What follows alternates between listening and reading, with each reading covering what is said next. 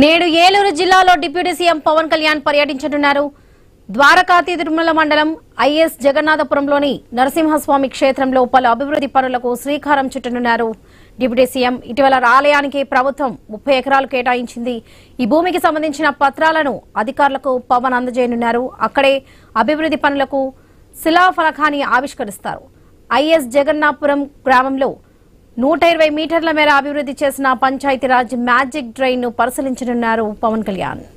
ఈ విషయానికి సంబంధించి పూర్తి అప్డేట్స్ మా ప్రతినిధి భార్గవ్ అందిస్తారు. భార్గవ్, ఉప ముఖ్యమంత్రి పవన్ కళ్యాణ్ ఈ రోజు ఉదయం 10 గంటలకు ద్వారకా తిరుమలకు చేరుకోబోతున్నారు. ఉదయం గన్నవరం విమానాశ్రయం నుంచి రాజమండ్రి విమానాశ్రయానికి చేరుకుని అక్కడి నుంచి రోడ్డు మార్గాన్ని కూడా ఆయన చేరుకుంటారు. అయితే కోయిలగూడు మండలం రాజవరంకు మార్గ మధ్యంలో ఆగి అక్కడ జరుగుతున్నటువంటి రహదారి నిర్మాణ పనులు ఏవైతే ఉన్నాయో లక్కవరం ప్రధాన రహదారి నిర్మాణ పనులను కూడా ఆయన స్వయంగా పరిశీలిస్తారు. అనంతరం ఐఎస్ జగన్నాథపురానికి 11:30 గంటలకు అక్కడికి చేరుకుంటారు.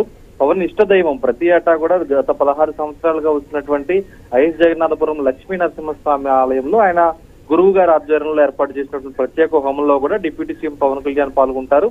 హోమం అనంతరం స్వామివారిని దర్శించుకొని ఆలయ అభివృద్ధికి గత ఏడాది నవంబర్ లో వచ్చిన సందర్భంలో ఇచ్చినటువంటి హామీలు ఏవైతే ఉన్నాయో ఆ అభివృద్ధి పనులకు సంబంధించి దాదాపు 3 కోట్ల రూపాయల విలువైనటువంటి అభివృద్ధి నిర్మాణ పనులకు కూడా ఆయన శంకుస్థాపన చేయబోతున్నారు.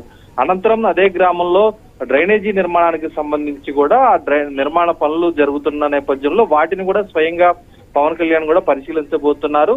పవన్ పర్యటన నేపథ్యంలో కూడా ఇదంతా ఐఎస్ జగన్నాథపురం ప్రాంతం అంతా కూడా అటవీ ప్రాంతం కూడా కావడంతో ఏలూరు జిల్లా ఎస్పీ కొమ్మి కిషోర్ ఆధ్వర్యంలో కూడా ప్రత్యేక పోలీస్ బందోబస్తు కూడా ఏర్పాటు చేశారు. దాదాపు 360 మంది వరకు పోలీసు సిబ్బంది ఆ ప్రాంతానికి సంబంధించి అన్ని వైపులా కూడా జల్లెడ పెట్టినటువంటి పరిస్థితి కూడా ఉంది. మావోయిస్టుల ప్రభావం ఎక్కువగా ఉన్న నేపథ్యంలో కూడా వారి అరెస్టులు అక్కడ జరుగుతున్న నేపథ్యంలో కూడా గట్టి బందోబస్తు పవన్ పర్యటనకు ఏర్పాటు చేశారు. పవన్ పర్యటన ముగించుకొని మధ్యాహ్నం 1 గంటకు బయలుదేరి రాజమండ్రి వెళ్లి అక్కడి నుంచి గన్నవరం ఎయిర్పోర్ట్ కి అక్కడి నుంచి రోడ్డు మార్గాన మంగళగిరి క్యాంపు కార్యాలయం కూడా ఈ రోజు వెళ్లే విధంగా పవన్ షెడ్యూల్ అయితే ఉండబోతుందని కూడా చెప్పుకోవచ్చు. Right Bhargav, thank you.